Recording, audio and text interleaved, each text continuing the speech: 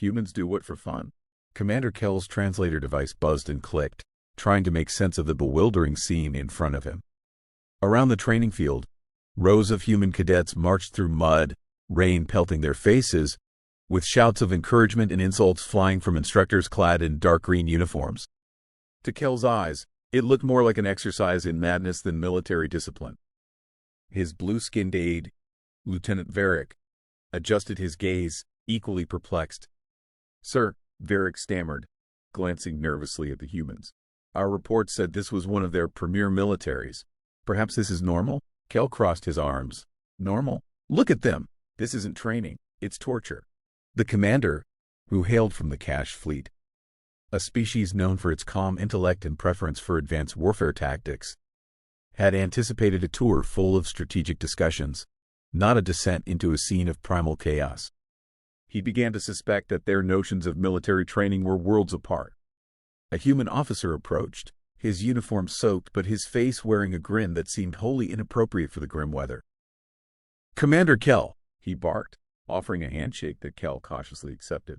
"Welcome to West Point. I'm Major Harlow, your guide today." Kell nodded stiffly, trying to avoid staring at the strange glint in the human's eyes. "Major Harlow, could you explain what exactly these cadets are enduring?" The major laughed, a sound that echoed over the training grounds. "Just a little exercise called Field Week. Teaches them teamwork, resilience, and how to function when everything's going wrong." Harlow gestured toward a group of cadets crawling under a net, their uniforms streaked with mud. "See that? That's what we call the mud pit crawl. It builds character." "Builds character?" Kell repeated, turning to Varick, whose expression had grown increasingly alarmed. "You call forcing them through filth a character-building exercise?" "Not just any filth," Harlow said, raising a finger as if imparting wisdom. "That's all natural, high-quality mud. Best kind for training." Kell's mouth hung slightly open as he tried to process the statement. Varick quickly whispered, "Perhaps it's a metaphor, sir. They are speaking figuratively." "I wish it were that simple," Kell muttered, watching as a cadet slipped, face planting directly into the mud. The human cadet merely got up, wiped his face, and continued the crawl without hesitation. It was as if they thrived in adversity. The Kek trained their soldiers with simulations in controlled environments. Physical discomfort was seen as an unnecessary distraction. Here, the humans seemed to relish in it. "Come on," Harlow gestured, leading them further along the track. "This is just the beginning." The trio moved toward an obstacle course of nightmarish proportions. It was a tangle of rope climbs, towering walls, barbed wire, and something that Kell could only describe as a water-filled trench designed specifically to break wills. "What's this for?" Kell asked, dreading the answer. This is the Crucible," Harlow announced proudly. "Final test of their training. They go through it sleep-deprived and hungry. If they make it to the end, they've earned their place." Kell blinked, trying to grasp the full horror of it. "You deprive them of food and sleep intentionally?" "Absolutely," Harlow confirmed, showing no signs of discomfort. "It's a lesson in pushing through limits.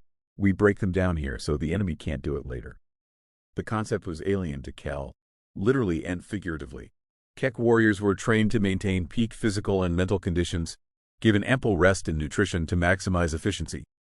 The idea of breaking one's own soldiers before they even saw combat was sheer lunacy to him. "If I may," Varick interjected cautiously, "what percentage of your cadets complete this crucible?" "Oh, about 95%, Harlow replied casually. "Some fall out, sure, but that's how you separate those who want to be soldiers from those who are meant to be soldiers." Kell felt his stomach churn. The Kek fleet accepted only those who passed their stringent intellectual assessments, and even then, they didn't subject their candidates to anything this brutal. He turned his gaze to the cadets scrambling over a wooden wall, their faces grimacing in effort, yet their eyes shining with an odd mixture of focus and, was that joy? Harlow led them onward, oblivious to Kell's discomfort. "Next, I'll show you the survival training. You're going to love this one." The alien commander doubted that very much. They arrived at a forested area where cadets were clustered around, each holding what appeared to be rudimentary tools. "What are they doing?" Kell asked, his voice laced with suspicion. "Making shelters," Harlow replied nonchalantly. "They have to spend the night out here with just a knife and some rope." Kell took a step back, appalled. "You send them into the wild with only a knife?" "That's right," Harlow said with a satisfied nod. "Teaches them to adapt. The environment's the best teacher there is. Best teacher? Kel echoed, struggling to understand. He imagined Keck soldiers lost in a similar environment. They would rely on technology, not crude survival tactics. The Academy's philosophy was becoming increasingly clear and horrifying. Humans embraced adversity not as an obstacle to avoid, but as a tool for forging strength. Harlow pointed to a cadet digging into the ground with his bare hands. See that? He's making a fire pit. Can't survive without warmth. Kel glanced at Varric, who was scribbling notes furiously, his antenna twitching in a sign of deep stress. This wasn't what they had expected. They had heard humans were formidable warriors, but the reason why was now glaringly evident and deeply unsettling. These beings honed themselves in the most extreme conditions and wore their struggle as a badge of honor. It wasn't just their technology or tactics. It was their will to endure the unthinkable. The commander rubbed his temples. How do they endure this? He asked, his voice barely masking his growing concern. Harlow grinned. Simple. They embrace it. You see, Commander, humans don't just survive adversity. We thrive on it. Kel swallowed hard, looking over the cadets once more. They were drenched, cold, hungry, and yet somehow undeniably alive. This tour was far from over, and already, Kel felt a creeping sense of dread. If this was how humans trained, what were they capable of in war? The tour continued, much to Commander Kel's growing discomfort. Major Harlow's enthusiasm only seemed to increase as they approached another section of the academy, a large open field ringed with high fences, in line with odd-looking contraptions. The faint echoes of explosions filled the air, sending a shiver down Kel's spine. What exactly is this place? Kel asked, bracing himself for yet another bizarre revelation. This, Commander, is our live-fire training range, Harlow replied proudly. It's where we test their accuracy, composure, and quick decision-making under pressure. Kel glanced around, noticing the expressions on the human cadets' faces. They showed no signs of fear, only a grim focus as they handled their weapons with precision. In the Keck fleet, live-fire exercises were reserved for the elite, executed with controlled parameters to ensure maximum safety. Here, the humans seemed to throw caution to the wind. It was another reminder of how differently these Deathworlders approached warfare. Observe, Harlow said as he gestured toward a line of cadets, each equipped with a bulky device strapped to their backs, with tubes and wiring feeding into what looked like a projectile weapon. The cadets took their positions, and at the sound of a whistle, they dashed forward, weaving between obstacles as they fired at moving targets. Those are our tactical drills, Harlow explained. The cadets have to hit all targets accurately while avoiding simulated enemy fire. Keeps them on their toes. Kel watched in horrified fascination. The cadets moved fluidly, their movements seemingly reckless, yet somehow orchestrated. When one stumbled or missed a target, an instructor would immediately bark orders, forcing the cadet to repeat the exercise. There was no room for error. They are harsh with their own kind, Varric whispered, his antenna twitching uncontrollably. Failure seems to be met with no mercy, Kel nodded, his eyes fixed on the scene. And yet they keep pushing forward. He muttered, there is no hesitance, no second-guessing. They act as if the danger is part of the routine. As they walked further along the range, a sudden boom erupted from nearby, accompanied by a plume of smoke. Kel instinctively ducked, covering his head with his arms, while Varric scrambled to maintain his balance.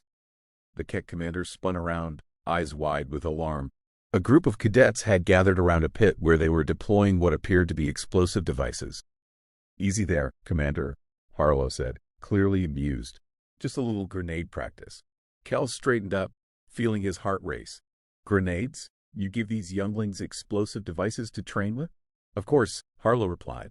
If they don't learn how to handle them properly here, how can we expect them to use them effectively in the field? The logic made a twisted sort of sense, but it was far removed from anything Kel was accustomed to. In the Keck fleet, such weapons were handled exclusively by specialists, not ordinary soldiers in training. The level of trust humans placed in their cadets was staggering. By the end of the tour, Kel was both impressed and deeply unsettled. The human approach to training was unlike anything he had ever encountered. It was grueling, relentless, and unapologetically brutal. And yet, the results were undeniable. The cadets emerging from this crucible of hardship were more than soldiers. They were warriors forged in the fires of adversity. As they prepared to depart, Kel turned to Major Harlow. Your methods are unconventional, to say the least. Harlow smirked. Unconventional.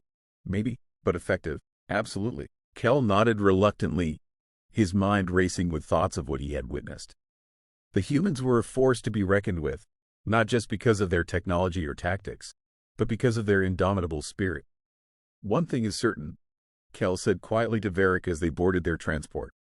We must ensure that we never underestimate these humans again. Varric nodded solemnly. Agreed, Commander. They are formidable. As the transport lifted off, Kel glanced back at the training grounds, where the cadets continued to push themselves through the trials of their training. The humans were strange, brutal, and unlike any species the Kek had encountered. But in their madness, there was an undeniable strength. And Kel couldn't shake the feeling that the galaxy had only just begun to understand what humanity was truly capable of.